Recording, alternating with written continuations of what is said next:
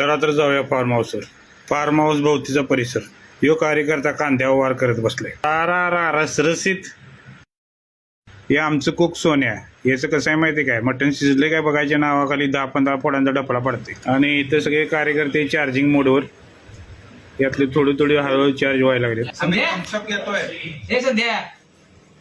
आमचा होतकूर गायक. हे कार्यकर्ते चार्ज.